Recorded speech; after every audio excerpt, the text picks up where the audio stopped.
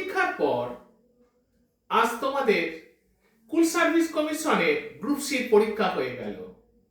যে 7টি প্রশ্ন পড়েছিল তা থেকে ফ্রি ব্যাচে আমি যাদেরকে করিয়েছিলাম বিভিন্ন প্রশ্ন বিভিন্ন ধরনের, সেখান থেকে 60টি প্রশ্নের মধ্যে 50 থেকে 55টি কোশ্চেন কমন এসছে।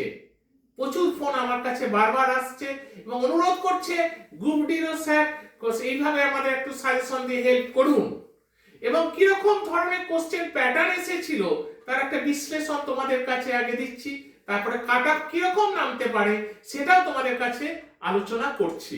প্রথমে করছি সাধারণ জ্ঞান। মাঝারি ধরনের কোশ্চেন এসেছিল, যা যা বলেছিলাম শেষ মুহূর্তে সাজেশন ভিত্তিক অধিকাংশটাই এসে গেছে। এবং এরপর এসেছে পাটিগণিত। পাটিগণিতে যেভাবে সাজিয়ে দিয়েছিলাম অধ্যায়গুলো ঠিক সেই অনুযায়ী অধ্যায়গুলোই পড়েছে, সেই অধ্যায় থেকেই কোশ্চেন এসেছে। এবার ইংরাজি তো বলার কথা না, এবার ধামাকা যাকে বলা হয়।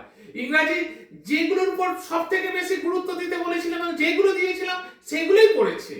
আর লজিক্যাল রিজনিং, সেখানে কোডিং ডিকোডিং থেকে সিরিজ ব্লাড রিলেশন, বিশেষ করে কোডিং ডিকোডিং এবং সিরিজ থেকে সব থেকে বেশি কমন এসছে।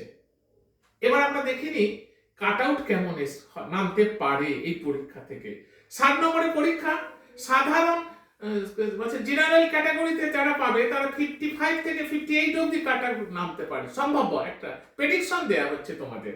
আর ওবিসি দের জন্য ওবিসি বি 50 থেকে 54% অবধি নামতে পারে। আর আসছি ওবিসি এ 48 থেকে 53 অবধি আসতে পারে, কাট আউট নামতে পারে।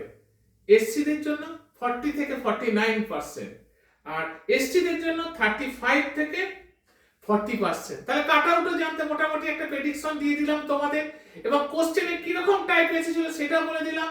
তাহলে বুঝতে পারছো যে ফ্রি ব্যাচে আমি যে ক্লাসগুলো করিয়েছিলাম শেষ মুহূর্তে তা থেকে 50 থেকে 55% কমন, কালকে 55 অবধি কমন, 60-র মধ্যে 50 থেকে 55 অবধি তারা কমন পেয়েছে।